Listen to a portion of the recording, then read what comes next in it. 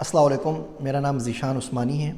آج میں آپ کو ایک کہانی سناتا ہوں، اور کہانی کا نام ہے اخلاص۔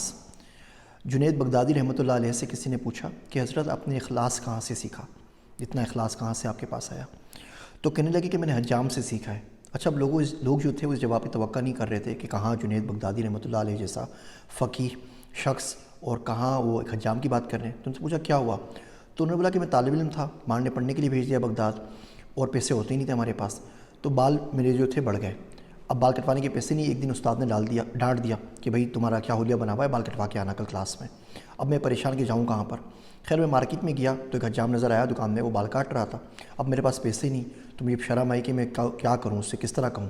تو میں دیکھتا رہا اس کو، کھڑا رہا اس کی دکان کے سامنے۔ پھر میں نے اس کو بڑی ہمت کر کے بولا چاچا اللہ کے لیے بال کاٹ دو گے؟ اب اس نے میری طرف دیکھا، جو گاہک بیٹھا ہوا تھا اس کو سائڈ پہ ہٹا دیا اور مجھے بٹھایا اس نے۔ اب وہ شخص میرا سر ماتھا چومتا جاتا اور میرے بال کاٹتا جاتا اور بولتا رہتا کہ پیسوں کے لیے تو روز کاٹتا ہوں، اللہ کے لیے آج ہی کوئی آیا ہے، آج بال کاٹ دیتا ہوں۔ تو کہہ رہے مجھے بڑی اس کی دل میں عزت ہوئی، اور میں سوچا زندگی میں اللہ نے جب بھی پیسے دیے اس شخص کو آ کے پیسے دوں گا۔ خیر زمانہ گزر گیا، کئی سال گزر گئے، جنید بغدادی رحمۃ اللہ علیہ بن گئے۔ تو ایک دن وہ واپس اس کے پاس گئے، ڈھونڈتے ڈھانڈتے وہ گھر پہ مل گیا۔ وہ بولا چاچا یہ آپ کے لیے میں اشرفیوں کی تھیلی لے کر آیا ہوں، اور اسی طریقے سے میں ایک دفعہ آپ کے پاس آیا تھا اور آپ نے میرے بال کاٹے تھے اور کہا تھا اللہ کے لیے کاٹ رہا ہوں، اور میرے پاس پیسے نہیں تھے، تو میں آج وہ قرضہ چکانے کے لیے آیا ہوں۔ تو اس نے پوچھا بابا نے کہ بیٹا تو وہی جنید بغدادی ہے جس کے دنیا نام لیتی ہے، وہی فقیہ ہے؟ بولتے ہیں ہاں جی میں وہی ہوں، وہی بڑا آدمی جس کو پوری دنیا مانتی ہے۔ تو کہنے لگے تو اتنا بڑا آدمی بن گیا، تجھے اخلاص کا مطلب سمجھ میں نہیں آیا؟ اتنی سی بات سمجھ میں نہیں آئی کہ جو کام اللہ کے لیے کیا جائے مخلوق سے اس کا بدل نہیں لیتے؟ تو جب ہم اخلاص کی بات کرتے ہیں تو یہ اخلاص کا لٹمس ٹیسٹ ہے۔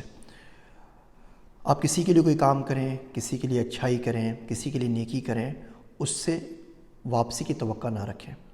ہم کسی کو بھیک بھی دیتے ہیں نا، تو جواب میں توقع رکھ رہے ہوتے ہیں کہ اب 10-15 منٹ تک وہ جھولی بھر بھر کے دعائیں دے گا، اب دے دیجئے، توقع نہ رکھیے۔ اس کو اپنی فیملی پر بھی آزمائیے۔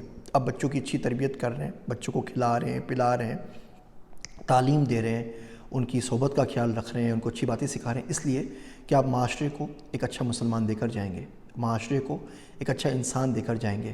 فیکٹری تو نہیں لگائی نا کہ آپ بچہ پیدا کیا، بچے کا نام رکھا، کھلایا پلایا، جوان کیا، اب بولیں جی بہت دن ہو گئے، 12-15-20 سال گزر گئے، اب یہ فیکٹری ہمیں ریٹرن کرے، سود سمیت واپس لوٹائے، یہ بھی کرو یہ بھی کرو یہ بھی کرو۔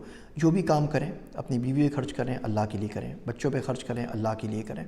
کسی کی مدد کر رہے ہیں، کسی کو نوٹس دے رہے ہیں، کسی کو کتاب دے رہے ہیں، کسی کو کچھ کر رہے ہیں، جتنی ہر بندے کی ظاہر بات ہے معاشی مجبوری اپنی جگہ کے پر موجود ہے، جتنی صحیح کر سکتے ہیں، جس کے لیے جتنی نیکی کر سکتے ہیں وہ اللہ کے لیے کر دیجئے۔ سوچا یہ چھوٹی سی ٹاک تھی اخلاص کے اوپر، میں نے اس سے بھی بہت ساری چیز سیکھنے کو ملی۔ چھوٹی چھوٹی کہانیاں ہیں، یہ میں آپ سے ضرور شیئر کرتا رہوں گا۔ میری باتیں سننے کا شکریہ۔ آپ سب کا ذیشان عثمانی۔